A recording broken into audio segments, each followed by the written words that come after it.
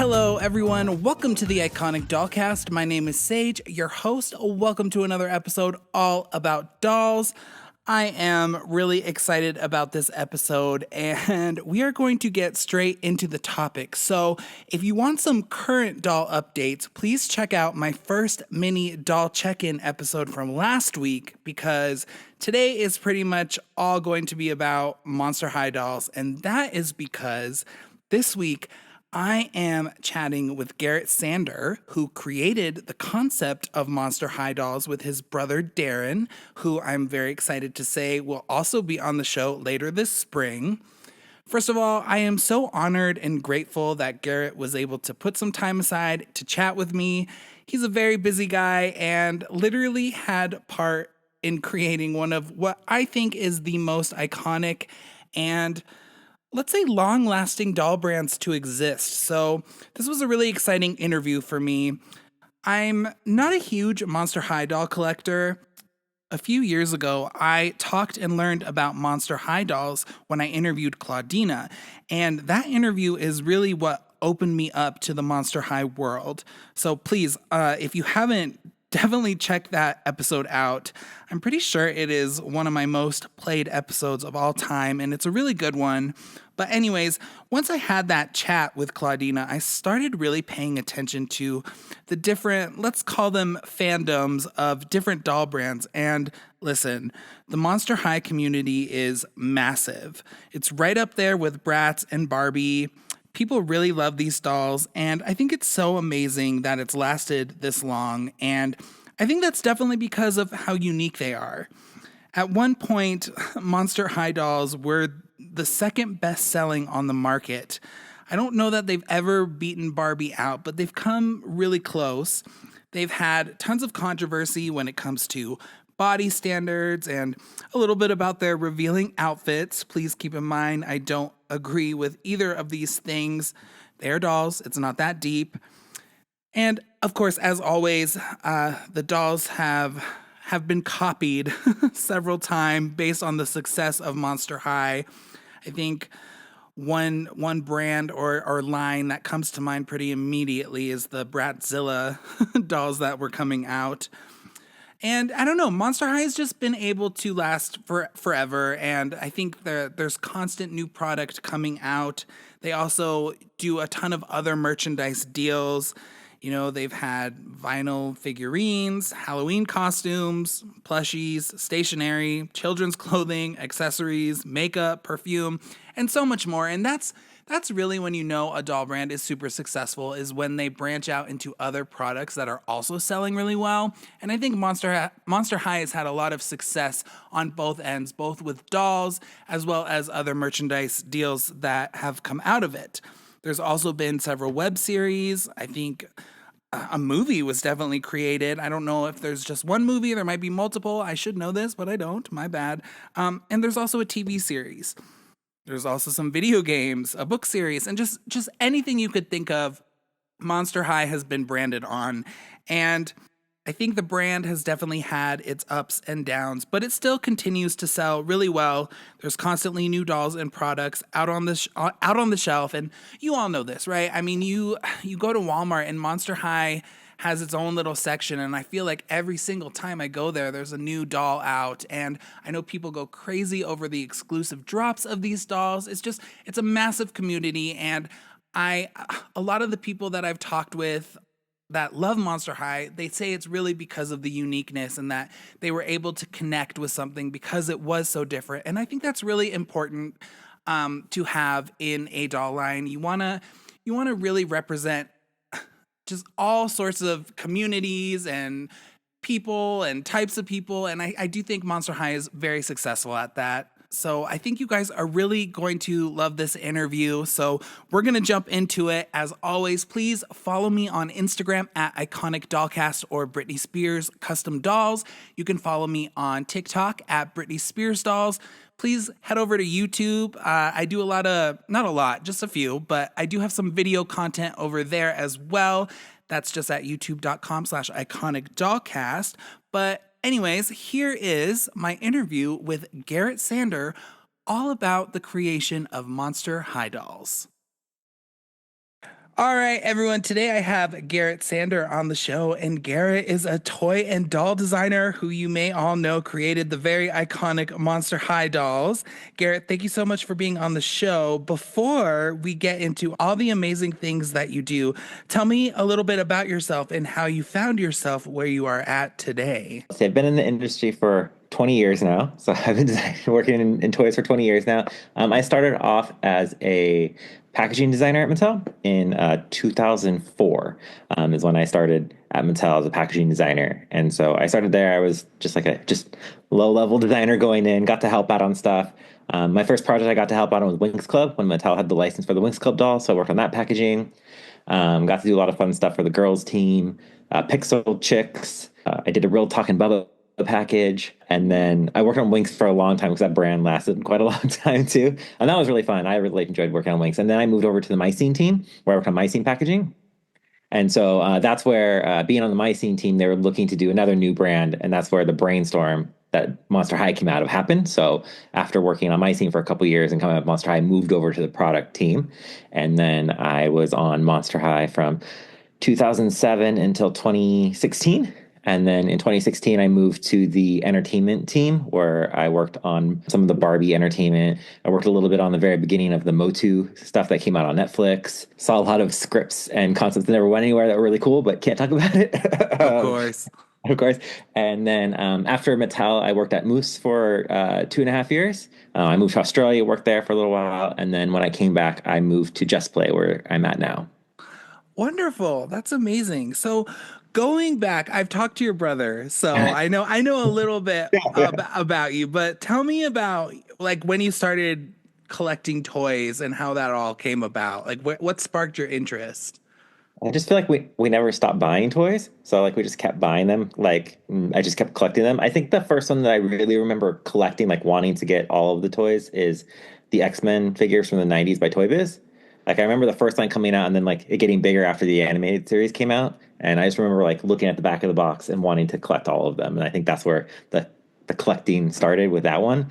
And then I just didn't sort of stop from there. And if I liked it, I bought it. So as you can see, there's a lot of stuff. That's generally how it goes. Yeah. When it comes to dolls, like what's your first doll memory? Well, I definitely remember Barbie. I remember the pink aisle at Toys R Us. I can remember like some of my favorites were like this when the Spice Girls came out, had to get those. When Sailor Moon came out, I remember like going and seeing Sailor Moon on shelves. And like back then we didn't have the internet, or like you didn't sometimes didn't know whether it was gonna be toys or not. So you just go into the store one day and there was maybe a toy. So I remember seeing, I think it was the big dolls first, the 12-inch ones, and then our store got the smaller ones in later, and so I had to get those too, you know. So I remember those, and I remember Gem and Maxi, and I think the biggest thing is just I miss Toys R Us because I wish I could take my nieces down the aisles where it's just like wall to wall toys because I feel like it was so magical when you were a kid. So Oh yeah, I mean there's no I like going to Target and Walmart now is like so lame compared to what Toys R Us was, because especially back in the 90s, like Barbie's heyday in my opinion, like hundreds of Barbies on both sides. yeah, It's like always pink something aisle. new. That's what it was, just like Yeah. wall to wall pink. And they had the collector section, which was like all the dolls were on display, and you would take the ticket to the front to get it. So Yes. So it's a shame, and yeah. I wish we could all go back because those are some amazing memories for me as well, and it'll just never be the same, I don't think. I hope. I mean, I know they're back at Macy's, and it's nice that they're there. It's just not the same experience, but I hope that there's some popularity. Maybe we can get some more Toys R Us stores that also Yes. have new product. Yes, absolutely. So, jumping into Monster High dolls, because this is, I mean, a major doll brand. I think Monster High probably has one of the biggest followings in doll world, and that's just based on what I've noticed. I have a couple Monster High dolls, but it's not something that I avidly collect. But I know that go How dare crazy. you? I'm so sorry. I It's know. okay. I'm just so obsessed Everyone has with their thing. Barbie. It's I fine. I get know. it. But I know that people go crazy over these dolls. And so you created them. So I want to go back and I want to talk to you about where this idea came from. Like because it's such a unique brand. Pre Monster High, I don't think there was anything like that at all. So how did that all come about? Yeah, I mean, pretty much there was no probably mass doll. I know there was a couple of dolls that like had more of a goth thing. So there was Bigos Hmm. was out there, but they're like more expensive and higher end. You could only get them like at specialty stores or online. And then like in animation, there were some monster schools, but nothing really aimed like a fashionable monster school. But like I said, I was on the Mycene team, and they were doing a brainstorm where they're looking to make another brand kind of similar to Mycene. So Mycene was called a flanker brand because it flanked to the side of Barbie, and it went after the maybe the girl who wasn't interested in Barbie. So like the Mycene had a little bit edgier fashions, Hmm. a little bit edgier themes and stuff like that. And so we were trying to brainstorm what that could be. And so part of that brainstorm was actually going shopping with 12 and 13-year-old girls. So they're giving money. We followed them around the mall just to see what they're buying. And they would tell us things that they liked and didn't like. And at the time, because this was 2007, skulls were starting to trickle down into like teen and preteen clothing. And like Buffy was really big. And like, so there was like this monster thing happening in the ether. One of the girls bought a skull animal, which they're like little skeleton pets. And their tagline was dead animals need love too. And just when we were talking afterwards, I was like, wouldn't it be funny if like dead dolls need fashion too? And we did like dead fashion dolls. And I was like, ha ha ha ha, ha. Mattel's never going to make dead dolls. So, but I mean, I kept talking about it, and a couple of us kept talking about it, and we finally got told, can you guys stop talking about dead dolls? Mattel's never going to do dead dolls. And we're like, okay. But I thought there was something there. And so I went home, and at first I was like, oh, it'd be funny if they were like all zombies and they're going to like a zombie school. But one of the issues that they saw with girls is that they had a hard time telling the Mycene characters apart just because they all use the same face. I mean, they're beautiful, but girls had a hard time telling them apart sometimes. And so I was like, well, if one would be able to tell them all apart, then what if they're all just different monsters? And like, they all go to high school together, and that's what makes them easy to collect, and you can tell them apart and stuff like that. They can have fun colored skin. And so Frankie was actually the first one I drew, and that's why Frankie's birthday is actually the date that I first drew her in my sketchbook. So that's because that's her birthday. That's when she was born. So yeah, from there on, I was working on an idea a little bit. I was like, okay, Monster High School, and I had like a couple ideas for characters that could be there and kind of what the world could be. And the next day at work, I was telling my coworkers about it. I'm like, oh, this is really cool. Can we help? And so we put together like uh, bios and a story, and we put together like mood boards, and sort of try to pitch, like put something together to pitch like, this is why we think these are the trends that are happening. We think it would be relevant to put into the test that you guys are doing with other product that the Mycene product team was looking at. And so we pitched it to management, and they're like, well, we're already doing this test for these brands, so match to the stimulus for the other ones, and you can put it in there. So we did some sketches and had like the bios for the characters. And the day of the testing came, I'm like, oh my God, they're just not gonna get it. Like, you're like, you get stressed out and you get worried, but the girls went crazy for it. And like the testing results, testing said they'd never seen girls react to something so positively before. So that helped us, full throttle move on and working on developing and bringing about the Monster High. And so working on like, because we only did sketches, so then it was like developing, what do the bodies look like, what do the faces look like, what are their actual fashions. So that was another 3 years of work that we did on the line before it launched in 2010. Right. And so I think of something that a lot of people don't understand is just how long these things take. Cause I mean, Yeah. there's so much you have to put into it. It's like dolls are not born overnight, Yeah, I people. mean, a lot of them we have to do it now a lot of the times, but back then it pushed out 3 years because it was supposed to launch in 2008, but then there was like, oh, we want to put a live action movie with it, so we're going to talk to our connections at all the movie studios and see if we can get a live action movie. So we pushed it out. We continued to work on it, but and then in 2009 when it was supposed to come out, like, oh, we don't have a movie yet, so we're gonna wait. And so at that point, I thought the brand was dead because I'd been there long enough at that point to see if something pushes out twice, it usually just falls to the side and never happens again. But the only saving grace is we had tooled a lot of the line already, so we'd cut all the steel on the tools to make the product, so that had been done. But that doesn't always necessarily guarantee your product's still going to get made, because a lot of products, they get tooled and they just never see the light of day. Right. And so we had a big management change that happens often at Mattel, where like teams shift around and your leaders change and stuff like that. And one happened, and the team that I moved under was like, why are we sitting on this brand waiting for this movie?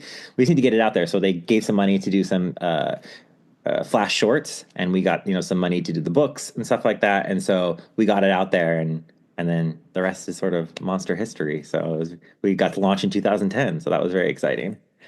Right. And were you, I mean, obviously these dolls took off really fast and were immediately successful, and it's still a brand and a doll line that is running today. Were you at all surprised? Like, what was your reaction to the success of these dolls? Yeah, I mean, even though it did well in testing, there's always like sometimes testing things test really well and then they don't perform on shelf, or things don't test well, but they still make stuff and they go crazy. So it was sort of that 50-50 gamble. You're like, I hope people get it. I hope people understand. And that's why we put so much time and effort into putting bios on the package, putting diaries in there so that people could really learn about the characters, because we knew they get judged on their looks, because that's what everyone does. And so the brand is about, don't judge based on just on looks because they're monsters, but there's stuff inside all of us too, and so it's deeper than that. I think the connection really came through. I thought it was exciting to see, but I never expected it to get as big as it did. I wanted it to do well, but I never thought it was going to become what it did.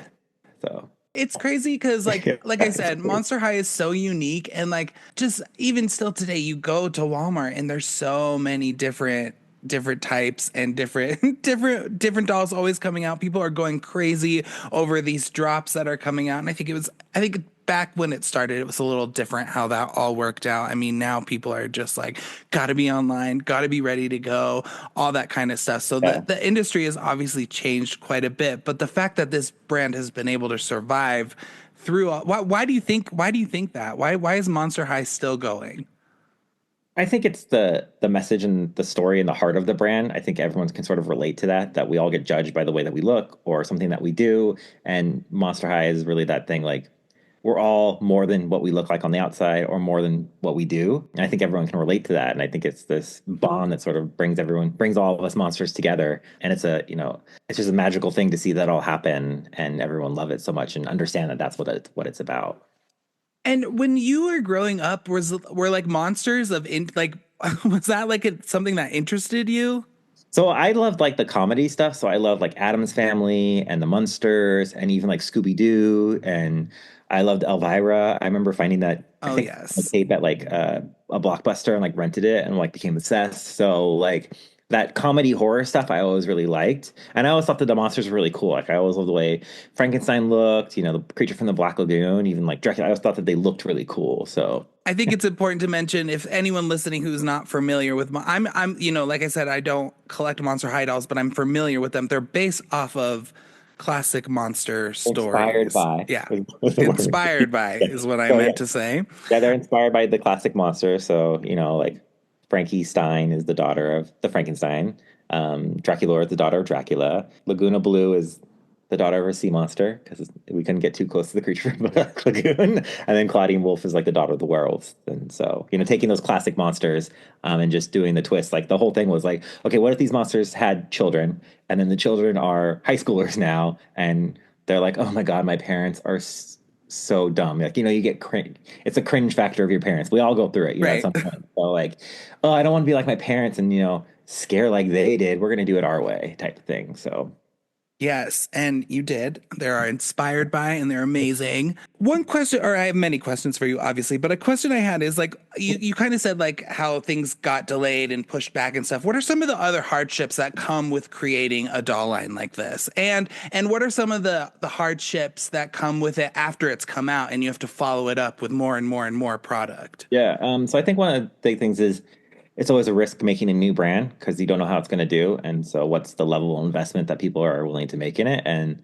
you know, Monsters in terms of testing was not at the top of the list of what girls want to buy. So it was actually just one up from the bottom. So Alien is the lowest thing girls want to interact with, and then Monsters is right above that. So, but we all thought that there was something there with taking something that maybe isn't as appealing, and how do you make it appealing to girls and or just fans of all ages too. And I think part of my design philosophy is like I wanted to create something that I would want to. So like I just want to create something that look cool and would hopefully trickle down and kids would think it was cool too. So that's sort of the design philosophy I live by. Is it cool to me? Then hopefully other people like it too. So and I think that was just the hardest part. It was a little bit of an uphill battle a lot of the times trying to get Monster High across the line. Even when it tested well, there was still pushback sometimes of like, do they have to be monsters? Can't we just make them humans who like monsters and stuff like that? So we had to push to keep them monsters. And I think, the initial ones came out and we got to be like 50-50 monsters. And as the brand got bigger and it made more money, we were able to push that monster aesthetic a little bit more. And I think that really helped us figure out the actual look of the brand too. Did you go through several like options of like body types? And because I mean obviously they're shaped different, they look like skeletons to me. I think that's like the purpose of them. Yeah, they're supposed to look like like originally, like, they started kind of start with zombies, so they're supposed to be a little emaciated. And even like the boys, we made sure that the boy bodies matched the girl bodies, so that was consistent. So it looked like a design aesthetic instead of just like everyone's just super skinny. So it was sort of like they're supposed to be monsters, a little bit creepy looking, so their bodies need to be a little bit creepy too, but in a pretty way.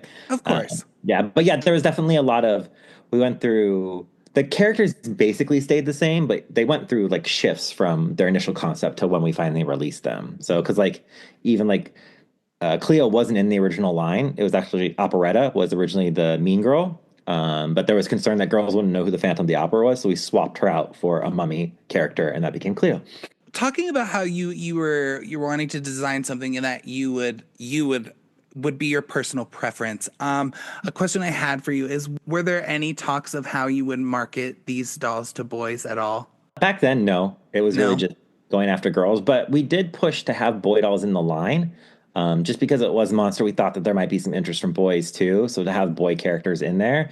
But I mean, I knew me, I would love the girl characters too. Same, So it's same. like so we tried to be super as inclusive as we could. There was a lot of stuff like we tried to make some LGBTQ characters, but it was never the right time at the time. It's nice to see it happening now, but we couldn't like actually say the words back then, so we had to do like innuendo and hint at it in the diaries or in the content. So that was a little frustrating at times, but we did what we could in the time period to get with it because there was a lot of concern over this is for kids. I've just always been so curious about what the discussions are on that because as a kid growing up, I think I'm very lucky. I grew up in the 90s and I feel like in the 90s like there was kind of a shift of like it's kind of cool. It's all right for boys to play with dolls and I also grew up in Boulder, Colorado, so it's very laid back here. So that was never really an issue for me, but just as I've gotten older and as I've been getting into this show, I've just always wondered what the discussions are on these huge board meetings at these major corporations about, okay, well, obviously we're going to mainly market this to girls, but there's definitely going to be, young little boys wanting to buy these too. So I've just always been curious how those discussions go and how companies take that into consideration because like I said, I mean nowadays like boys are buying dolls too. So Yeah, yeah. I mean, I don't remember having real any big conversations about boys buying into, but I also remember back then it was also super segmented at Mattel. We had the girls division, and we had the boys division. And it was right. like literally like a wall down the center of the design center where boys sat on one side and girls sat on the other. So we didn't often cross pollinate for brands and stuff like that back then. But it's nice to see it happening more and more now. So like they Yeah. make like Monster High Hot Wheels now, which is cool. Oh, So nice. Yeah. They make Hot Wheels for everything. yeah. It's crazy. I just bought a Barbie Hot Wheel because I was like, what? What is this? But amazing. So out of out of all the Monster High dolls that you've designed, like is there one that is just like your most favorite? I mean, I think Frankie will always hold a special place because she was the first, but Ghoulie, I had a lot of fun designing.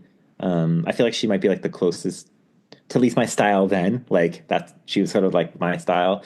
And then I'm really proud of a lot of the things that the team was able to do because I think we really pushed what a fashion doll could look like. I'm pretty sure we were one of the first, if not the first, to do like a shaved head on a for a girl character on a fashion doll. There have been boys that had the flocked hair, but never really a girl that had like half of her head shaved. We did it on Venus, and then just some of the things that we were able to do, like we had Wadono who had 6 arms. We had River who had bones inside of her body. We had Skeleta who was a full skeleton. So we just got to do these, really cool things. Rebecca with all of her, uh, steampunk detail on her. So we got to have a lot of fun and do a lot of detail and really push what I think a fashion doll could look like. I'm gonna say this a million times, just like so unique. It's just like incredible what you were able to do because it's not Barbie, right? And it's like most fashion dolls do look they're somewhat the same.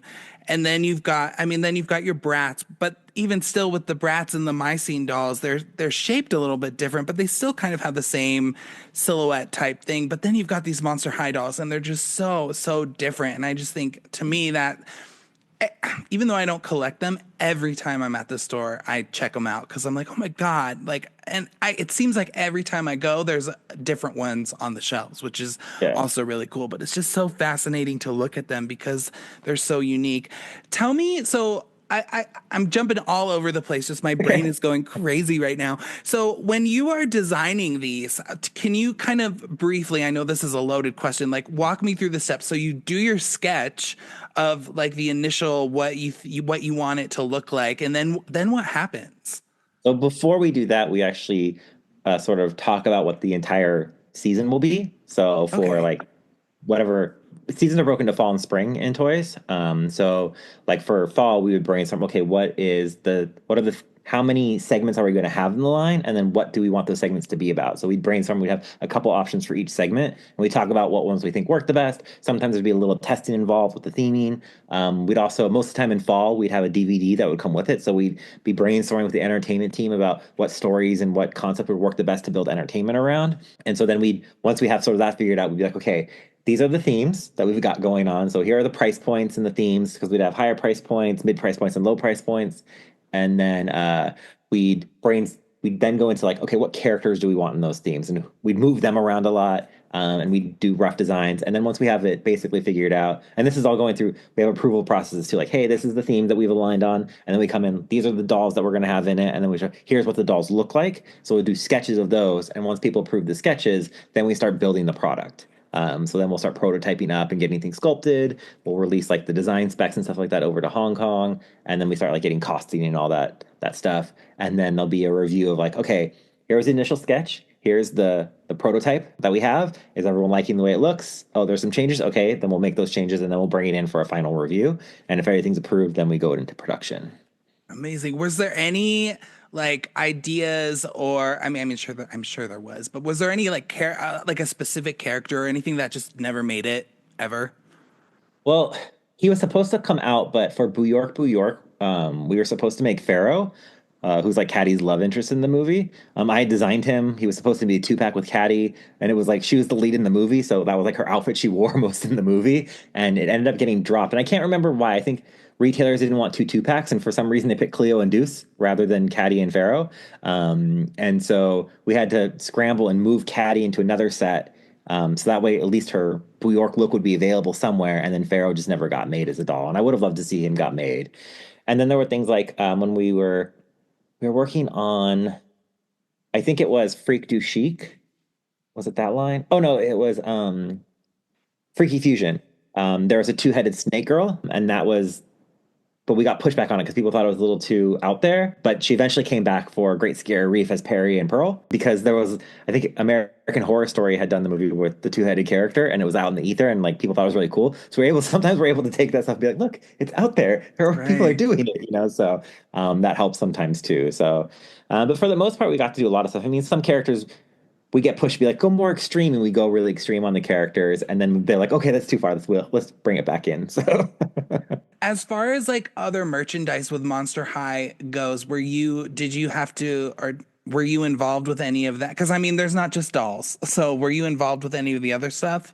with some of it, so all of the content, I would see the scripts, the animatics, the rough cuts, the finals to review and stuff like that.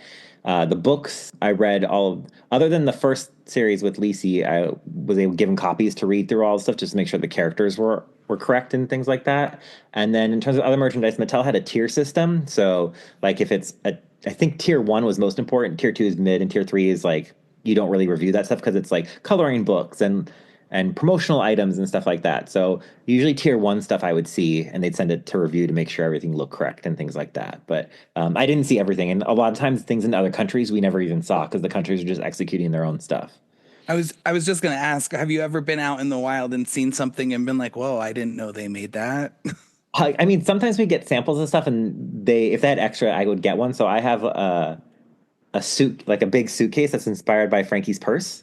So it has like Oh, the studs on it and the skullette on like the front pocket. And then I have like a silver skullette skull, like carry-on bag. That's really cool. So sometimes we could get samples and things like that. So you get stuff from the other because we never got some of that stuff here. So that was cool to see. And I got to travel for work and even for fun. And sometimes I see Monster High stuff and I'd be like, oh, this is cool. And I didn't know this is getting made. So it's awesome. After creating this doll line, like what kind of doors opened for you in your career? I can imagine a lot. So, like, what are some of the most exciting things that occurred post Monster High coming out for you? I mean, I think I got to do more. because because of Monster High and I worked on Monster High for a long time, because of its success, think I got to have a lot more say than a lot of designers have in brands they work on. So that was really nice with Monster High. And then, I mean, I think I got to work on, like I got to do a She-Ra doll. That one, she's right there. For Comic-Con one year, we got to do all new body for her to celebrate her anniversary. So that was really cool. And then, I mean, it gave me a name in the industry. So that was kind of nice. Not every designer gets their name out there and people know who they're working. I think it's getting better. Like more designers can share what they're working on now, but I think that helped a lot. And then, I mean, but it opens some doors, but it doesn't always do anything too. Like sometimes it's just like, oh yeah, you created that, cool, okay. So Oh, well, I will tell you, like I did a like an episode on Monster High a really long time ago, and I think it's like my one of my most listened to episodes. Like people are gonna go nuts over this. So just so you know. it's the fans that made it, because without people enjoying it, we wouldn't been able to do it and have it be so successful and continue to make the brand. So that's one of my favorite things, is actually going to like conventions and getting to meet the people and hear their stories of what Monster High means to them, because I'm always astounded and amazed by the impact the line has had on people. So I appreciate all their love for it. That's awesome. I'm sure you hear some great stories too with that. Just because I mean, we're in a community where it's like, collecting dolls and toys is very, very normal for us. But like if you step out of that, sometimes there's people that don't quite understand it. And it's like, no, you don't understand. Like sometimes these things change people's lives. Yeah, yeah, And I don't, I wouldn't, I actually, I would say the Britney Spears doll changed my life. So there we go. yeah. That's my life changing moment. But sometimes people don't understand that. And it's like, no, you don't get it. Like these, I'm sure these dolls have gotten people through very hard times, and Yeah. it's just like incredible what they can do for people. And it's just something I wish more people would understand. Yeah. It warms my heart to see how much Monster High means to people and how much it's helped them through stuff and things like that. And one of my favorite stories is I got to that Comic Con a lot. Dads would say thank you for creating Monster High, because they had something they could collect with their daughters. So they could go collect action figures in the store, and their daughters would be collecting Monster High. So they could go on like collection runs and toy hunt runs together, because they'd be able to hunt for stuff together. So they were excited by that. So I thought that was really cute. So. That is so cute. Oh, I love that. When did you left Mattel in 2016, you said? But I stopped working on Monster High in 2016 when they did the first reboot, and then I left Mattel in 2018. Okay, and so what are your thoughts on where Monster High is at today? Are you still looking at them? Like tell me tell me Oh, about that. oh yeah. I mean, it's super fun. Even though I don't work on it anymore, it's really fun to see what's happening with Monster High. It will always be sort of my baby, and I want to watch and see what happens with it. I mean, I left Monster High in 2016 because I didn't agree with the first reboot. Like, I was fine with the reboot, but I didn't agree with the direction. They wanted to make it much more Barbie, make it a lot more pink and soft, and really pull back on the monster. And when I vocalized my opinion that I didn't agree with that, I was pushed off the brand. Oh, So it happens. It happens a lot at different places. So I got great experience working on entertainment. I got to see that whole side of the company and things like that. But I did feel a little vindicated because G2 did not do very well. So, but I think G3 has done a really great job of like bridging and like combining. Like we couldn't do a lot of different body types because back then a lot of things like, okay, if we're doing this body, all the fashions need to fit the same body so the characters can share things. They can share shoes. We can split, we can mix tooling around and the character can still wear it. It's a big push just to do like a Nephra and a Howleen body where we had the little sister and the big sister bodies. So it's nice to see that happening where there's more body diversity too. And I think it's even more inclusive because they're actually saying the words now, and so that's really great.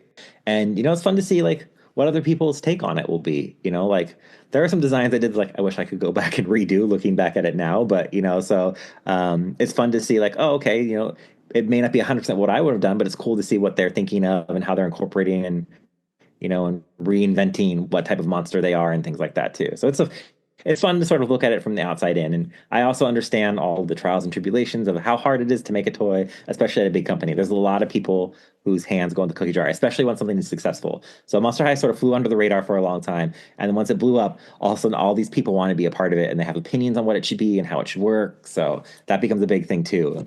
You're just sort of managing all of these people's opinions as well. yeah, I can imagine that would be hard. If you were looking at like the next 5 years of Monster High, like what would you like to see from Monster High?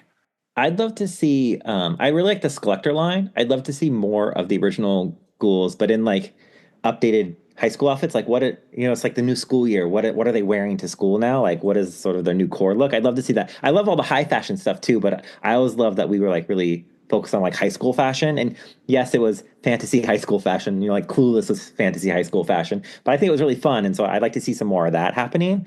And then I just love to see the Skeletor line continue. I think that's really fun. Darren and I pitched it when we were there. I actually just recently found a photo of us when they took a picture of us pitching for the Skeletor line. Somebody took a picture of it, and it says like Skeletor. And so it didn't happen when I was there. So I was very excited to see it happen after the fact. And I hope it continues on because I think it's really fun and a really great way to bring in other brands and partner with the fun horror things that we didn't get to do back in the day with Monster High. Absolutely. Do you have like one of each of your designs? I would hope so. Yes, yes. I have Okay, good. each of my design. Now, Mattel doesn't always give you samples. I was able to get a lot of samples, but if I couldn't, I went out and bought it. So most of the time, like it's hard to get samples at Mattel, so the designers have to buy their own stuff. That's crazy, in my opinion. Okay, well, that's very cool. Thank you for telling me all that. So Yeah. there's so much more to you than just Monster High. So I want to know, like, when I'm assuming you still collect toys in in 2025. So what do you like? What do you get into? I get into a lot of things. If I have the motto: if I see it, I buy it, or if I like it, I buy it. So I love action figures and dolls. So I collect Marvel Legends. I love superheroes, so I collect a lot of Marvel Legends stuff. I have a lot of '90s superhero stuff when there was that big boom after X-Men. I love independent stuff, so I have like some vinyl toys and things like that. And what else? I'm like looking around gem. I have Darren has the big gem collection, but I have a couple gems as well. Sailor Moon, Xena. I've got some Charlie's Angels dolls. I've got Spice Girls, Saved Oh, by the Spice Bell. Girls, I've got the Power Ranger dolls from the '90s, or yeah, I think they're in the '90s, 2000s. the So, ones with the little helmets. yep, yep. Yeah, I have those too. Love Go them. on their Love them. faces. Yep. I even have it's like super rare, and I didn't realize it because I got it when I was much younger. The Angel Grove juice bar carry case. So I have that. I didn't know it was so rare until later on. I found out like it's super rare. So Wow, I love the Power Rangers. Kimberly was my girl. I run a gymnastics program now, and I truly think it all stemmed from yeah, that because Power that's when Rangers. I got into gymnastics and like Yeah. it never Yeah, stopped. Power Rangers became a big obsession. I bought like if it had Power Rangers on it, I wanted to get it. So even some of the stupidest things, like I bought them. I have like gloves, like Power Ranger gloves that like make noises. I had the color changing tea set. Why? I didn't use it once. Who Like, but it had cares? Power Rangers on it. What are your thoughts on like okay, this is great because I don't get to talk about action figures a lot. What are your thoughts on how like amazing action figures are now? Like they look incredible. Yeah, it's been really cool to see toys progress from like when we were kids to now and like what they can do with stuff. I mean, I still have a special spot for the toys I had as a kid. They bring me the most joy, so I have a lot of them still. But it's fun to see just the technology, how the technology has advanced to let us make toys better. Like the DIJ printing that they can do now, which is the digital printing they do on stuff. When it's done well, it's like you can't tell, and it looks amazing. When it's not done well, it doesn't look great. But I think that's been a big advancement. Is just making how the deco on things look even cooler and better. So I've gotten to see it printed in factories, and it's really cool how it does. It's like a printer printing the face right on, or a detail right onto the toy. It's really cool. That is cool. I mean, not recently, within the last 2 years or so, I bought up like the, you know, when like the Power Rangers are ninjas in the movie. Oh, I bought yep. those and I was like, what the hell? Like these look incredible. Nothing. Like, and I still have a bunch of mine too. And just like looking at them together, I'm like, wow, we've Yeah, come yeah. a long ass way. Like this looks like her. Yeah, yeah. There's a lot of it didn't have to be quite accurate back in the day either, as long as it looked close enough. That's what it seemed to feel like. So Right. I'll never forget like I still am obsessed with Batman and Robin and when that movie came out, I obviously had to have the action figures and I just remember being like this is not correct at all. Like what is going on here? they also had a whole bunch of issues because the costume design changed during the movie. So like Batgirl was supposed to wear a cowl, but it was ripping Alicia Silverstone's hair out. So it was really painful. So they got rid of it and gave her a mask. But the toy was already sculpted in production, so they couldn't change the toy. And I think Poison Ivy's outfits kept changing too up until the last minute. So they just kind of had to pick something and go with it. But I mean, even then, like it didn't look like the actors or anything like that. So I was very happy that we got new ones from McFarlane Toys. Those ones look really good. Oh, I So bought those up so fast. yeah. Incredible. Incredible. So, can you tell me about, are there any other projects that you're working on that you can talk about, like even if it's very minimal? Like what do you have going on right now? Oh yeah. So, I mean, when I was at Moose, I worked on Some of this stuff wasn't my idea, but that's what happens a lot too now. Is like, can you make this idea better? You're like, okay. So, Capsule Chicks I worked on, which was really fun.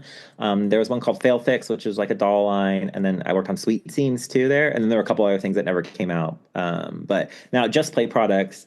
I'm on their new brands team, so it's a new team for them. They do a lot of licensed products, so they're best known for Doorables, the little collectibles. And so what I've worked on is there's a toy called the Hollow Bright Pixie Lantern. This is the most complicated item I've ever worked on. It has a hologram pixie inside that you can interact with, and then once you've earned enough friendship magic, there's a key that you turn, and she will physically come out of the lantern. There's a 5-inch doll that you can take out that's of her, and then you can put her back in the lantern, and she reappears, and you can interact with her more, and you earn pixie points, and you can unlock more stuff inside the lantern. So there's like this hologram play and this physical play. The lantern knows how long she's out of it. So if you keep her out if you keep her out a certain amount of time, you'll start to earn more and more pixie points. So like it's like you took her on a weekend trip somewhere, so she's out for the weekend and things like that. And then there was a line called from Just Play called "Made to Order Cup of Style." This was really fun. I thought they were really cute. They're little ramen cups, and when you pour water in, it looks like it's plain noodles, but it dissolves away and reveals like fun colored noodle hair dolls. So they have like stretchy noodle hair, and they're all themed to different ramen flavors. So that's both of those are in stores right now. I think the noodle ones are only at Walmart though. But I thought they were really fun. They were really cute and fun to work on. And then the Hollow Bright one is really cool too. It was so hard to work on, but it was a good challenge. And I'm really proud of how it turned out. And the team worked really hard to get it done. And then right now, just launching, there's a new brand called Knots. It's like a collectible craft. So they come in the little capsule sculpt would look like a yarn ball. And when you open it up, there is sort of a pipe cleaner, but it's super fuzzy and super thick. And you can twist and knot it to create little characters. So you can create bears, koalas. There's a giraffe. There's cats and dogs. And so you just knot and twist it to get it kind of like almost like a balloon animal, if you will, but it's plush. And then there's little faces and blush to put on it. So that was really fun to work on. So that one's out now. It just came out. So that one's in stores and it's called Knots. And then there's some other stuff that will hopefully coming out next year too, because we work about a year in advance for toys. So. Do you have any goals for yourself over the next few years? I mean, I started working on one of them. I'm luckily at Just Play. I can work on my own concepts too. So at a lot of the bigger companies, you can't work on anything related to toys. So but at Just Play, they don't mind because I'm working on I call it an action doll line. So it's similar to She-Ra and like Golden Girl from the 80s, called Gravestone Guardians. And it's fine that I work on that because it's not anything that they would make. And so I have a little Instagram where I've been doing the process and showing the designs and the behind the scenes stuff. And that's been a lot of fun. And so my goal for that is to eventually get them made. I did do a backer kit, but it didn't fund, but it's fine. It made me, rethink how I want to do some of the stuff. And that's one of the things too, like if there's people out there who want to make stuff, just know that you're not always going to get it out the door the first time. Like there was a lot of other stuff that I concepted and thought about making before Monster High ever happened that never went anywhere, So, and there were a lot of other ideas that never went anywhere, but just because it doesn't happen then doesn't mean it won't happen later. And so it's maybe go back and just rethink how I want to do stuff and figure things out. So you can always rework things and bring them back too. So it's been fun to sort of do that. It was sad that it didn't get funded like I had hoped, but it's been it's been fun rethinking and reworking how I can make it better and hopefully succeed the next time. Of course. It's Just Play. Does Charlie MB work on that? Yes. Okay. Yeah, Got it. Yeah, the higher ups. Yes, because he was at. They did the Britney Spears dolls for Play Along. Yep. He was on Play Along. Yes. Yeah, I interviewed him. He was really nice. Yeah. Also, I have to give a shout out. I see Breathless Mahoney behind you. Madonna. Oh yeah, I like that one.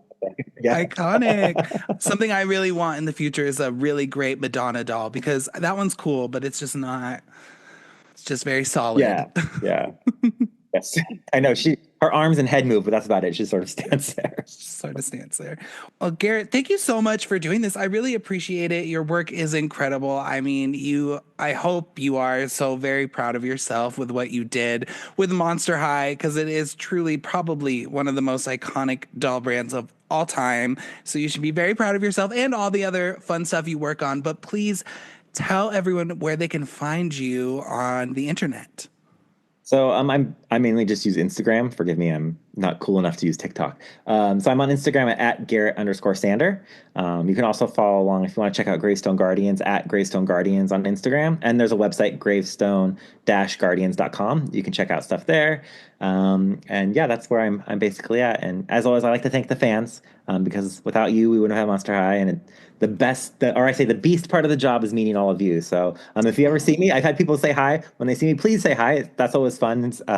Getting recognized. People are like, did you work on Monster High? So please say hi if you ever see me out in the wild. So it's fun to talk to you. So Amazing. Well, thank you so much, and we'll keep in touch. my pleasure. Thank you. Thank you.